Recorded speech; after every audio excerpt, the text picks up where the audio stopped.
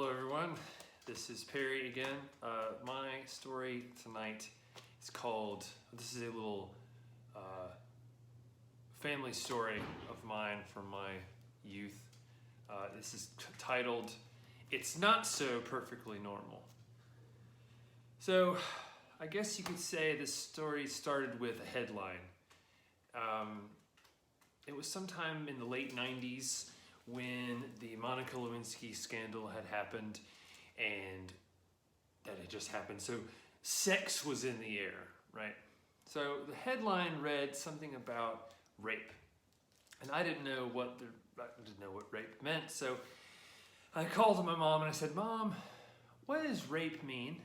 Well, she walks into the room and her face darkens.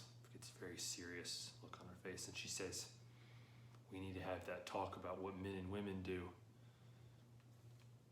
Well, I see the look on her face and I start kind of getting a little concerned and like, oh geez, we're gonna have that talk, and I didn't want to do that. Well, my mom went and told me what rape meant, kind of. She said, it's when you want to do something, that you're made to do something that you don't want to do. Which is right, but she didn't go into detail. And I was fine with that. I didn't want to go into any more detail than that. So that had happened, and I was living in fear with the possibility of having the talk. So I left that alone.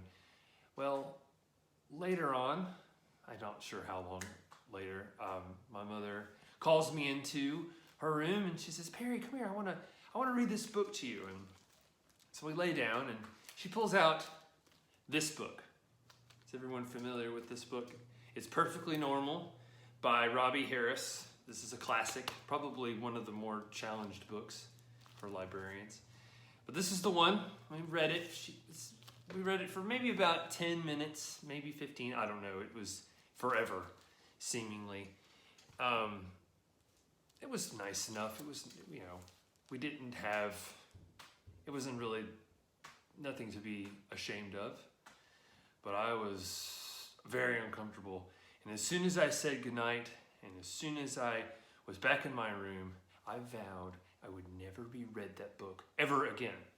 So the next moment I had, which was a couple days later, I was home alone. No one was around. I ran down the hallway to my mom and dad's room. I snatched the book from the shelf, ran back to my classroom, my bedroom, and literally flung it under the bookcase. This bookcase, actually. And there it stayed for a time. Now, while this was all happening, I was in 5th grade, and we had just had the annual 5th grade puberty sex talk.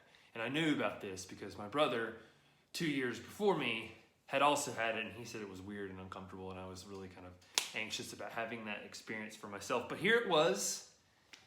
And a man from the health department came and talked to the boys in the 5th grade class and the girls in the 5th grade class. And the boys were quartered off into, we were in the library, and I don't know where the girls were, but we watched a film about puberty and growing up and where the hair grows and all that stuff. And we were just all in a room together. People were giggling. Some people were sweating. I was, oh God, just feeling overall overwhelmed and embarrassed. But I do think back that a part of me was really grateful that we were all there in it together. But at the end of all that had happened, we're given a packet that had a sponge, a loofah sponge, a little bar of soap, and a little paper booklet that had information for you to talk with your parents about. And I remember distinctly on that piece of paper, on the packet, the little kit, was a diagram of a penis, and it had showing you the parts of it and where the hair was going to grow. And I was just like, oh my God, if my parents find this, they're going to want to talk to me. So I had to hide it, and so that's what I did. And I hid it in my bedside table drawer, and I thought, okay, good, it's safe here for a time. Well, for a time. While this is all happening, okay, so back to the main story. I'm living in constant fear. Every time someone would even come to my doorway, I would be gripped with panic and anxiety because I thought someone was going to find the book under the bookshelf or the diagram of the penis in the bedside drawer.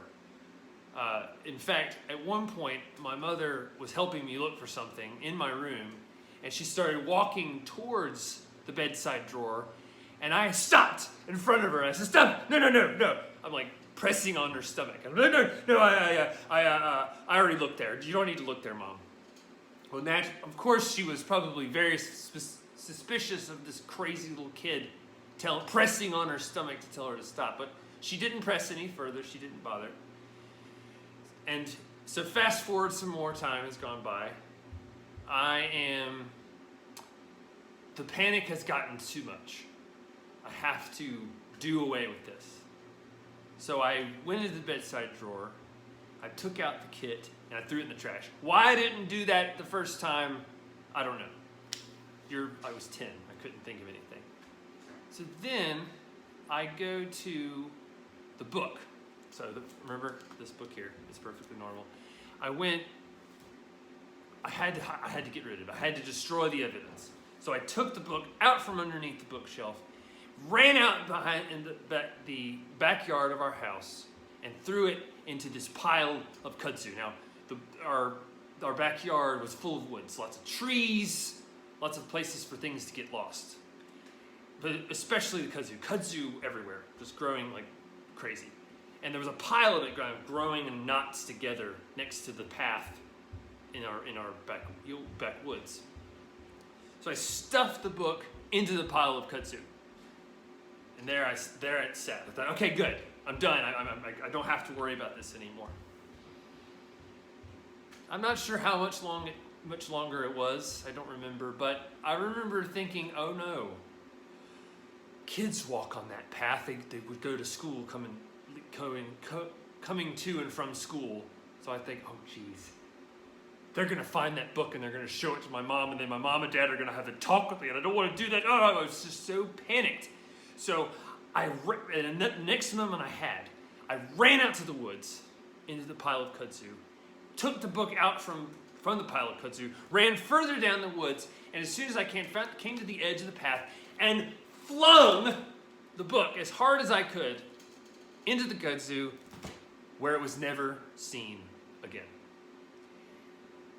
And then the weight was lifted from my shoulders, and I never had to talk with my parents. They never talked to me about it, and they never found the book. And I definitely think that I learned a little bit from my depraved middle school friends, and we did a talk in biology class in 8th grade, or 7th grade rather. And nothing happened. Nothing transpired. We didn't have any talk like that. So fast forward years later, I'm with my mother in the car. I'm in my, I think, mid-20s.